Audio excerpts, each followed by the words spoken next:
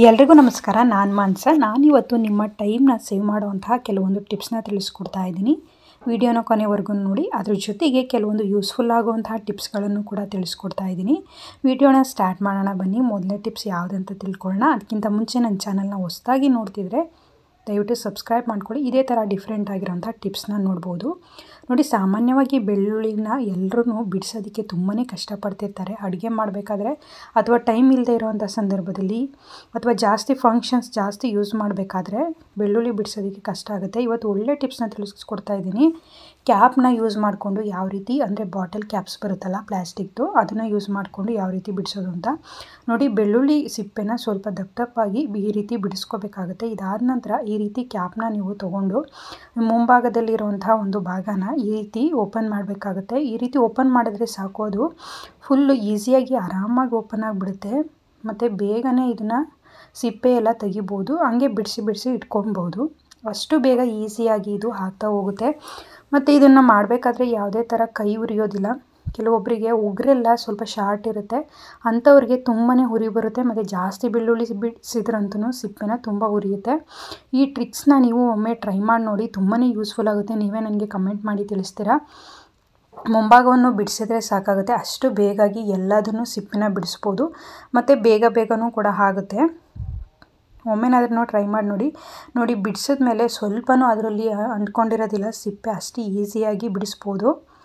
ನೋಡಿ, ಮತ್ತೊಂದು ಟಿಪ್ಸ್ನ ತಿಳಿಸ್ತಾ ಇದ್ದೀನಿ. ಈ ಸೇಫ್ಟಿ ಪಿನ್ನು ನಮಗೆ ತುಂಬಾ ಉಪಯೋಗ ಆಗುತ್ತೆ. ಎಲ್ಲರೂ ಸಾಮಾನ್ಯವಾಗಿ ಸೀರೆಗಳಿಗೆ ಯೂಸ್ ಮಾಡ್ತೀವಿ ಅಥವಾ ಯಾವುದಾದ್ರು ಬಟ್ಟೆಗೂ ಕೂಡ ಯೂಸ್ ಮಾಡ್ತಾ ಇರ್ತೀವಿ.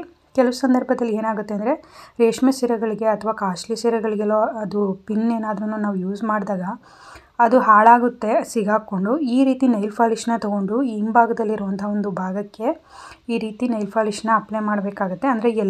ಅಂದರೆ ಫಿಲ್ ಆಗೋ ಥರ ಮಾಡಬಾರ್ದು. ಏನು ಎಡ್ಜ್ ಇರುತ್ತಲ್ಲ ಅದಕ್ಕೆ ಮಾತ್ರ ಮಾಡಿ ಡ್ರೈ ಮಾಡಬೇಕು. ಇದಾದ ನಂತರ ನೋಡಿ, ನಾವು ಬಟ್ಟೆಗೆ ಹಾಕ್ಕೊಂಡ್ರೆ ಅದು ಖಂಡಿತವಾಗ್ಲೂ ಸ್ವಲ್ಪನೂ ಸಿಗಾಕೊಳ್ಳೋದಿಲ್ಲ. ಕೆಲವರೆಲ್ಲರೂ ಫೇಸ್ ಮಾಡಿರ್ತೀರ ಆಲ್ಮೋಸ್ಟು.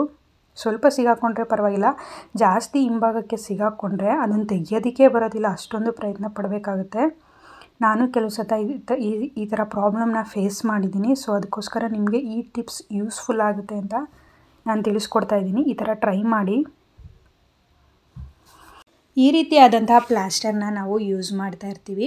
ಕೆಲವೊಮ್ಮೆ ಈ ಪ್ಲಾಸ್ಟರ್ ಅದಕ್ಕೆ ಅಂಟ್ಕೊಂಡ್ಬಿಟ್ರೆ ತೆಗಿಯೋದೇ ಒಂದು ಕಷ್ಟ ಅನಿಸುತ್ತೆ. ಅರ್ಜೆಂಟಿಗೆ ಬೇಕಂದಾಗ ಅದು ಬರೋದೇ ಇಲ್ಲ. ಸೊ ಅದಕ್ಕೋಸ್ಕರ ಇದನ್ನು ಬೇಗ ಯೂಸ್ ಮಾಡ್ಕೊಳ್ಳೋದಕ್ಕೆ ಒಂದು ಟಿಪ್ಸ್ನ ನಿಮಗೆ ತಿಳಿಸ್ತಾ ಇದ್ದೀನಿ. ನೀವು ಕೂಡ ಒಮ್ಮೆ ಟ್ರೈ ಮಾಡಿ ನೋಡಿ.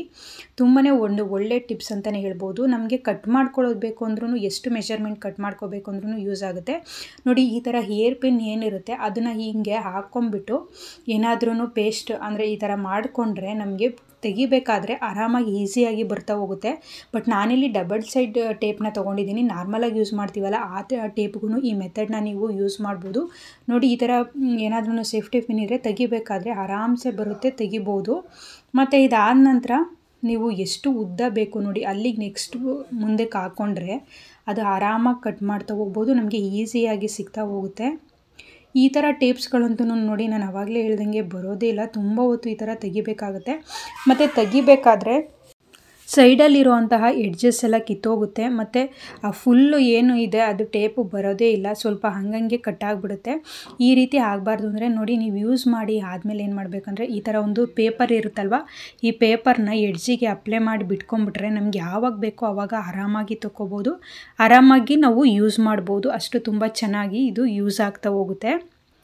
ಸಾಮಾನ್ಯವಾಗಿ ಬರ್ತಡೇಗೆ ಬಲೂನ್ ಊದಬೇಕು ಅಂದರೆ ಸ್ವಲ್ಪ ಕಷ್ಟನೇ ಅಂತಲೇ ಹೇಳ್ಬೋದು. ಜಾಸ್ತಿ ಡೆಕೋರೇಷನ್ ಮಾಡಬೇಕಾದ್ರೆ ಜಾಸ್ತಿ ರಿಕ್ವೈರ್ಮೆಂಟ್ ಇದ್ದಾಗ ಕಷ್ಟ ಆಗ್ತಾ ಹೋಗುತ್ತೆ. ನೋಡಿ, ಈ ಥರ ಬಲೂನ್ಸ್ ಇರುತ್ತಲ್ಲ ಅದನ್ನ ಊದ್ಕೊಂಡ್ಮೇಲೆ ಈ ಸ್ಪೂನ್ನ ಸಹಾಯದಿಂದ ಅದನ್ನ ಗಂಟಾಕೋಬೋದು. ಕೆಲವೊಮ್ಮೆ ಬಲೂನು ಉಗುರು ಟಚ್ ಆಗಿ ಅಥವಾ ಗಂಟಾಕೋದಕ್ಕೂ ಹಿಂಸೆ ಆಗ್ತಿರುತ್ತೆ, ಆ ಥರ ಒಡೆದೋಗ್ತಾ ಇರುತ್ತೆ. ನೋಡಿ, ಈ ಥರ ಹಾಕೋದಕ್ಕೆ ತುಂಬಾ ಕಷ್ಟ ಅನ್ನಿಸ್ತಿರುತ್ತೆ. ಆವಾಗ ನಾವೇನು ಮಾಡಬೇಕು ಅಂದರೆ ಈ ಸ್ಪೂನ್ ಇದೆಯಲ್ಲ, ಈ ಸ್ಪೂನ್ನ ಸಹಾಯದಿಂದ ನೋಡಿ ಮೇಲ್ಭಾಗದಿಂದ ತೊಗೋಬೇಕಾಗುತ್ತೆ ಬಲೂನ್ನ. ಈ ರೀತಿ ಒಂದು ರೌಂಡ್ ತೊಗೊಂಡು ನಾವು ಮಾಮೂಲಿ ಹಿಂಗೆ ಗಂಟಾಕ್ತೀವಿ, ಅದೇ ಥರ ಗಂಟಾಕಾದ್ಮೇಲೆ ಆರಾಮಾಗಿ ಫಿಂಗರು ಅಲ್ಲಿ ಸಿಗಾಕೊಳ್ಳುತ್ತೆ, ನೀಟಾಗಿ ಬರೋದಿಲ್ಲ. ಅದೇ ಸ್ಪೂನ್ ಸಹಾಯ ನಾವು ಅಲ್ಲಿ ಇಟ್ಕೊಂಡ್ರೆ ಆ ಸ್ಪೂನ್ನ ಆರಾಮಾಗಿ ಈ ಥರ ಅಂದರೆ ಬಲೂನ್ ಇರುತ್ತೆ ಅದನ್ನು ಮುಂದೆ ಮೂವ್ ಮಾಡಿಬಿಟ್ಟು ಸ್ಪೂನ್ನ ಹಿಂದೆ ಎಳ್ಕೊಂಡ್ರೆ ಆರಾಮಾಗಿ ಅದು ಲಾಕ್ ಆಗಿಬಿಡುತ್ತೆ. ತುಂಬಾ ಒಂದು ಒಳ್ಳೆ ಟಿಪ್ ಅಂತಲೇ ಹೇಳ್ಬೋದು. ಒಮ್ಮೆ ಟ್ರೈ ಮಾಡಿ ನೋಡಿ, ಬರ್ಡೇ ಇದ್ದರೆ. ನೋಡಿ ಈ ಥರ ಪ್ಯಾಕೆಟ್ಸ್ ಎಲ್ಲರ ಮನೇಲೂ ಸಾಮಾನ್ಯವಾಗಿ ಯೂಸ್ ಮಾಡ್ತಾ ಇರ್ತೀರ. ಅದರಲ್ಲಿ ಏನಾದ್ರು ಪೌಡರ್ ಆಗಿರ್ಬೋದು ಅಥವಾ ಏನೇ ಇಟ್ಕೊಂಡಿರ್ಬೋದು. ಅದನ್ನು ನಾವು ಸ್ವಲ್ಪ ಯೂಸ್ ಮಾಡಿ ಆದಮೇಲೆ ಹಾಗೇ ಅದು ಅದರೊಳಗಡೆ ಇರೋವಂತಹ ವಸ್ತು ಚೆನ್ನಾಗಿರಬೇಕು ಅಂತ ಹೇಳಿದ್ರೆ ಈ ಥರ ಎಡ್ಜಸ್ ಏನಿದೆ ಇದನ್ನು ಈ ರೀತಿ ನಾನು ತೋರಿಸ್ತಾ ಇರೋ ರೀತಿ ಕಟ್ ಮಾಡ್ಕೊಳ್ಳಿ. ಮತ್ತು ಅದಾದ ನಂತರ ಮೇಯ್ನು ಏನಿರುತ್ತೆ ಒಂದು ಪ್ಯಾಕೆಟ್ನ ಯೂಸ್ ಮಾಡಿರ್ತೀವಲ್ಲ ಆ ಪ್ಯಾಕೆಟ್ನ ನೀಟಾಗಿ ಫೋಲ್ಡ್ ಮಾಡ್ಕೋಬೇಕಾಗುತ್ತೆ. ಅಂದರೆ ಅದರೊಳಗಡೆ ಇರುವಂಥ ವಸ್ತು ಡ್ರೈ ಆಗಬಾರ್ದು ಅಥವಾ ಹಾಳಾಗಬಾರ್ದು, ಯಾವುದೇ ಹುಳಗಳನ್ನು ಹೋಗಿ ಸೇರ್ಕೋಬಾರ್ದು ಅಂತಂದರೆ ಈ ರೀತಿ ಸ್ವಲ್ಪ ಒಂದು 3 ರಿಂದ 4 ಸತಿ ಫೋಲ್ಡಿಂಗ್ ಮಾಡಿಕೊಂಡು ಚೆನ್ನಾಗಿ ನಾನು ಕಟ್ ಮಾಡಿ ಇಟ್ಕೊಂಡಲ್ಲ ಅದನ್ನು ಈ ರೀತಿ ಆ ಒಂದು ಪಾರ್ಟ್ ಏನಿರುತ್ತೆ ಅದಕ್ಕೆ ಸೇರಿಸ್ತಾ ಹೋದರೆ ತುಂಬ ಚೆನ್ನಾಗಿ ಲಾಕ್ ಆಗುತ್ತೆ ಮತ್ತು ಗಾಳಿನೂ ಹೋಗೋದಿಲ್ಲ, ತುಂಬ ಸೇಫ್ ಆಗಿರುತ್ತೆ. ತುಂಬ ಒಂದು ಒಳ್ಳೆ ಟಿಪ್ ಅಂತಲೇ ಹೇಳ್ಬೋದು. ನಿಮ್ಗೆ ನೋಡಿದ್ರಲ್ಲ ಟಿಪ್ಗಳನ್ನ. ಹಾಗೆ ಈ ವಿಡಿಯೋನ ನಿಮ್ಮ ಫ್ರೆಂಡ್ಸು ಫ್ಯಾಮಿಲಿಗೂ ಕೂಡ ಶೇರ್ ಮಾಡಿ ಸಬ್ಸ್ಕ್ರೈಬ್ ಮಾಡ್ಕೊಳ್ಳಿ. Thank you.